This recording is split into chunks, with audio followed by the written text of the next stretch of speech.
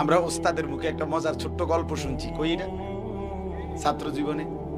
এক বেটা একদম কালো, খুব কালো। বেটার বউ পাইছে, বেটা একদম সুন্দর, খুব সুন্দর বউ। তো স্বামী স্ত্রী একদিন বসছে, তো স্বামী বেচারা সুন্দর বউর দিকে তাকাইয়া বলে আলহামদুলিল্লাহ। তো বেরিয়ে স্বামীর দিকে তাকাইয়া বেডিও কইছে আলহামদুলিল্লাহ। তো স্বামী জিজ্ঞাসা করলো, ঘটনা কি আসলে, তুমি কি লেগে আলহামদুলিল্লাহ কইলা? আপনি কি জন্য বলছেন? আমি তো যুক্তিতেই বলছি, কারণ আমার মতো কালা বেড়া, তোমার মতো এমন সুন্দর বউ পাইলাম, আমি আল্লাহর শুকর আদায় করছি আলহামদুলিল্লাহ।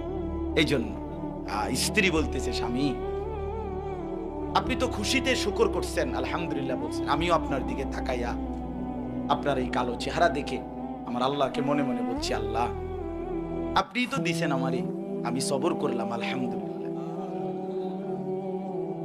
তো এক বুজুর্গ পরে শুনে বলছে, শোনো, তোমরা স্বামী স্ত্রী দুইজনই জান্নাতি।